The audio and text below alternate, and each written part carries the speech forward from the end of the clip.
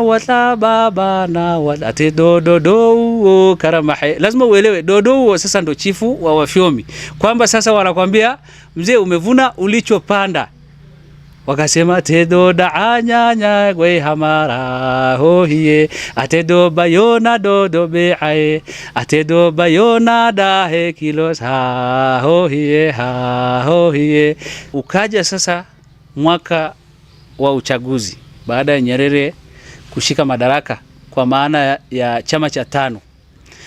Kwa hiyo wazee huwa hawanaga haraka, ndo wazee wa kwetu huwa wanasubiri jambo lenyewe lije tupambane nalo, na kwa kweli wanajua namna ya kupambana nalo. Wazee wa Kihira wanajua kupambana kwa njia nyingine nyingi tu. Ndio maana unaona haya maeneo yote tumeyachukua kutoka kwa makabila ambayo yalikuwa yanafaidi eneo hili. Kwa hiyo sasa ndo ule muda ukafika, wakasema sawa, muda wa uchaguzi umefika.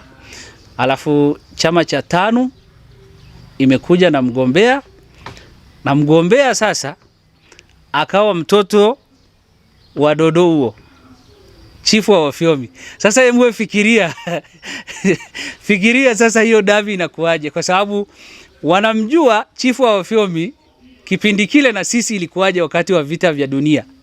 Ikaja sasa tena ngoma ya pili imewekwa kati, tano imemleta Amri Dodo. Wazee wakakaa, wakasema hii sasa mbona ni kama ile ile. Kwa hiyo sasa jamaa ametuzunguka kwa upande mwingine. Kwa hiyo sasa wazee wa Kihira wanajua namna ya kupambana kwa vita ambayo ni kwa njia nyingine kabisa. Kwa hiyo akasema hii vita bana, hii vita sasa sio ya mapanga, hii sio ya kupambana, hii vita sasa ni ya maneno na akili. Basi ndio kipindi sasa walivomleta sasa mgombea wa tano. Wazee wakakaa, wakawa namsikiliza Mwalimu. Alafu Mwalimu akajua ni rahisi tu, kwa sababu karibu maeneo mengi taarifa ya tano imeshaenea, kwa sababu ndio chama kilichopambana tukashika madaraka hadi tukapata uhuru. Sasa kwa kuwa habari ya tano imeshaenea nchi nzima, kwa hiyo Mwalimu hata hakujali kwamba si na Mbulu ni sehemu ya nchi ya Tanzania. Kwa hiyo akaona hali sio mbaya. Kwa hiyo walivomleta mgombea wa tano kwamba bwana sawa. Kwa hiyo wazee wakasema basi huyo mzee asiondoke, tumwambieni Mwalimu. Wazee sasa wakati ule si hamna Kiswahili mingi. Kwa hiyo wakamwambia Mwalimu, mwambie Mwalimu toya, yani ile namna ya kufikisha ujumbe kutoka kwa mzee wa kimila hadi kwa Mwalimu, kwa sababu hakuna lugha ya moja kwa moja ya Kiswahili. Kwa hiyo wakamtafuta kijana anayejua Kiswahili, wakamwambia toya ahosari ila hanise ila hanise, yani mpe. Akamwambia toya gasa saudoroke ala saudo ahewake. Sasa lazima ni kufafanulie. Saudo ni uchaguzi. Kwa hiyo alivomuuliza kwamba mwambieni Mwalimu kama umekuja kwa ajili ya uchaguzi. Sasa uchaguzi kwani ni mtu mmoja? Unaambiwa katika swali ambalo limewahi kumsumbua Mwalimu ni hilo. Akatafakari akasema ni kweli, kwa kweli uchaguzi sio mtu mmoja. Kwa hiyo jamaa akarudisha kwa wazee akamwambia inaosa udo hewa kakaira ogimira ni seto ya atete me korodi si qasan. Basi wakamrudishia habari Mwalimu kwamba kama ni uchaguzi na kwa kuwa yeye amekubali kwamba uchaguzi sio mtu mmoja, basi mpe taarifa kwamba na sisi tutamweka mtu. Sasa Mwalimu hakujali, hakuona kwamba ni tishio sana, japo lile swali limchanganya. Hakuona kuwa ni tishio kwa sababu anajua mgombea aliyeletwa ni watano. Kwa hiyo maeneo haya huyo mgombea mwingine hata akitokea ni chama gani kingine kitashinda zaidi ya tano? Kwa hiyo Mwalimu hakujali, na kwa sababu Amri Dodo ndo alikuwa na kibali cha tano, ndo ana fomu, ndo ana kila kitu. Mwalimu akasema sawa, uchaguzi ufanyike, utaratibu uandaliwe. Basi Mwalimu akaondoka.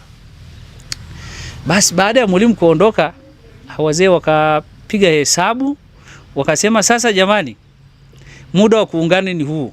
Hii vita ni tofauti kabisa.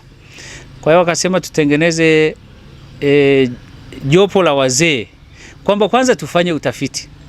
Wakati wanafanya utafiti, wanatafuta vijana ambao wakati ule waliwahi kuwa wasomi ambao walau wanajulikana. Kijana mmoja wa kwanza ambaye wakati ule alikuwa anajulikana ni msomi anaitwa Dr. Tsere. Dr. Laurent Tsere wa hapo Rotia. Dr. Tsere alikuwa miongoni mwa wale walioanzisha taa. Kama mnakumbuka kina Vedasto Kiaruzi, kina Mwalimu Nyerere, Dr. Laurent Tsere, kina Abdul Said Sykes na Abdul Wahid Sykes. Yaani hao ni wale wazee walioanzisha taa. Sasa wakati huo Dr. Tsere ndio mwanasiasa ambaye kwenye ukanda huo alikuwa anajulikana. Na maanisha Dr. Tsere ambaye ni baba yake na Patrick Luciano Tsere. Kama unamkumbuka Patrick Tsere alikuja kugombea ubunge baadaye. Kwa hiyo Dr. Tsere kipindi hicho alikuwa ni miongoni wa vijana wa Kira wasomi wale wa mwanzo.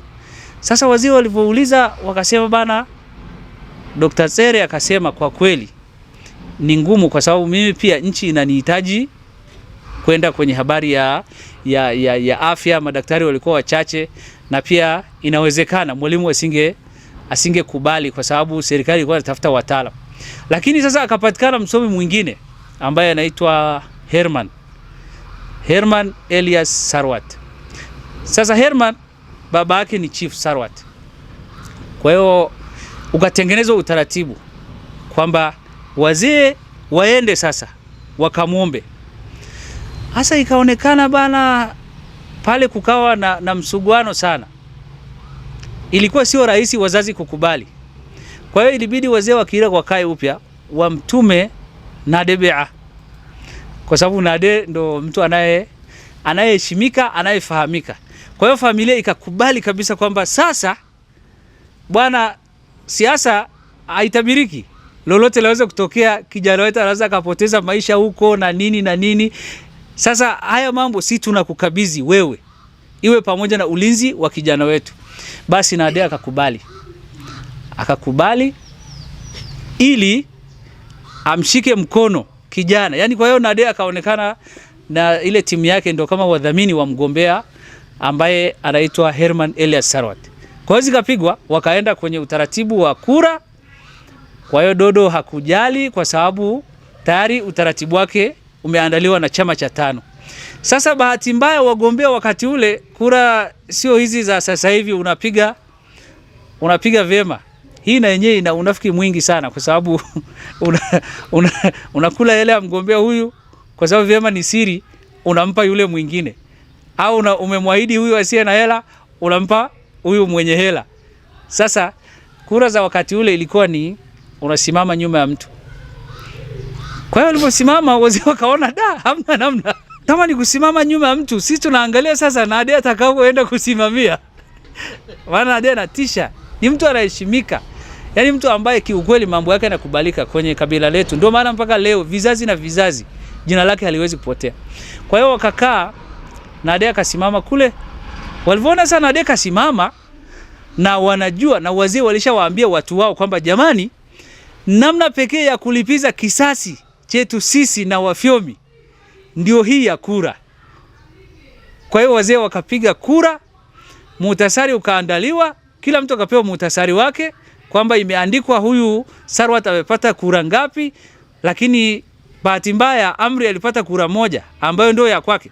Kwa hiyo walipotengeneza utaratibu kila mtu na muhtasari wake. Sasa ngoma ndio ikaja hapo. Katika vitu ambavyo sio vya kusahaulisha sasa kwenye jamii yetu. Wakakaa wakasema sasa kura tumeshapiga. Mgombea wetu anafikaje? Mshindi ni Herman Elias Sarwat.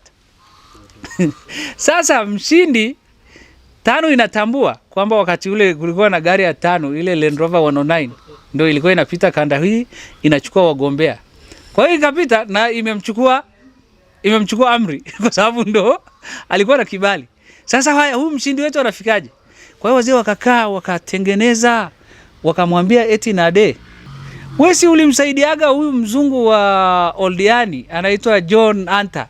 Si ulimsaidiaga wakati wadudu wamevamia mazao kwenye kanda hii yote, kwenye mashamba ya mikataba, yani mashamba yote ya wazungu yaliwahi kuathiriwa na wadudu na ndege wavamizi, lakini mashamba ya mzungu wa Oldiani hayakuguswa kwa sababu yeye alikuwa na urafiki na Nadebea. Na Nade alisimama tu kwenye mlima akaelekeza mkono wake kwenye mashamba yote ya Oldiani na mengine ya kanda hii ambayo yako chini ya huyo mzungu John Hunter. Wadudu hawakuwahi kugusa mpaka kahawa inaiva, ngano inaiva, mazao yote ya huyo mzungu yaliiva kwa sababu alikuwa na urafiki na Nade, na akamwambia Nade, wewe tengeneza dawa ya asili tu.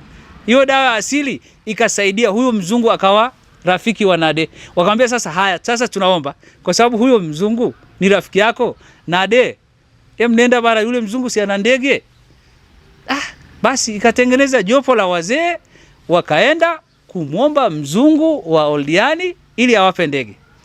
Na wakati ule Oldiani mji maarufu, Oldiani mji ambao wakati ule nyakati za kikoloni ni mji uliojengwa sawa na Nairobi. Kwa hiyo katika miji ambayo inajulikana sana ni mji wa Oldiani. Basi mzungu akatengeneza utakata hicho kipande. Basi Nade akatengeneza mpango. Nade alipotengeneza mpango, alipofika kwa mzungu, hasa wakamwambia mzungu, bana, mzee wako yule amekuja, mzee wako Wambulu amekuja, ana jambo na wewe tena la haraka. Akamwambia basi mwambieni aseme chochote anachotaka. Basi wakamwambia bana, mzee anahitaji ndege ya kumpeleka mgombea wapi? Dar es Salaam. Ni Dar es Salaam wakati ule. Mara ukumbi wa bunge ni ukumbi wa Karimjee, ndio makao makuu ya bunge la Tanganyika. Wakasema mzungu kwa sababu ya urafiki na Nade na namna Nade alivyomsaidia, kwa hiyo mzungu hakujali, akasema na wapeni ndege. Basi Nade akapanda ndege na mgombea wetu ambaye ndio mshindi Herman Elias Sarwat. Sasa bwana, unaambiwa katika matukio ya kihistoria ambayo wazee wetu hawasahau miaka nenda rudi, bwana, ile gari ya 5 sawa, wakati ule si hapakuwa na lami. Nade sasa si mnamjua Rainmaker. Kwa hiyo Nade mtengeneza mvua akasema bana, hili jambo tulimalize kabisa kabla hajapanda ndege. Kwa hiyo akaelekeza mvua kama siku 4 hivi, ikapiga ukanda wote wa kuanzia Karatu mpaka Arusha. Yaani karibu maeneo yote. Unaambiwa hiyo gari ya 5 hiyo iliwahi kukwama karibu siku 4. Lakini wakati huo ilikuwa na mgombea. Ilikuwa na huyo mgombea mwenye kura moja. Lakini si ndio alikuwa na kibali. Kwa hiyo wakafika Dar. Wafika na ndege, wakafika Dar, wakafika na ukumbi wa Karimjee. Jamaa anaulizwa, mgombea wa Mbulu mbona mgombea wa 5 mwenye fomu yake na mwenye kadi ya 5 Amri Dodo hatumoni. Lakini jamaa amekuja na muhtasari wake, ndio ameshinda. Akamwambia wewe nani? Akasema mimi ndio mshindi wa kiti cha ubunge jimbo la Mbulu. Nani? Herman Elias Sarwat. Akamwambia imekuaje? Akamwambia si ndio kura zimepigwa. Na watu walimuuliza mwalimu kwamba si ni uchaguzi, lazima kuwe na mtu mwingine. Kwa hiyo mimi nimeshinda na muhtasari unaonesha kwa hivyo idadi ya watu waliopata, na yule kweli alipata kura moja. Kwa hiyo watu wanashangaa, na hata gari ya 5 haijaja mpaka leo na mgombea, na wao wamefika. Sasa tujiulize wamefikaje? Wakamwambia na huyu nani? Na mzee Nade alienda akamwambia huyu ndio mzee ambaye jamii yetu na kabila letu wamenipa kama mlinzi. Mwalimu akasema basi demokrasia kweli iko Mbulu kwa hiki walichokifanya. Basi wakamwambia basi mzee, hii imeisha, huyu mgombea tumpe utaratibu, tunampa kadi ya 5, wakampa na taratibu zote za 5 pale, wakamsajili upya na kila kitu, akawa mbunge halali. Kaingia bungeni ukumbi wa Karimjee, maana ndio ukumbi wa kwanza wa bunge, ukumbi wa Karimjee. Na ule ukumbi unaitwa Karimjee kwa sababu ya spika wa kwanza wa bunge la Tanganyika alikuwa anaitwa Yusuf Ali Karimjee, ndio spika wa kwanza, ndio maana ukumbi unaitwa ukumbi wa Karimjee. Kwa hiyo bwana, ndio ikatokea.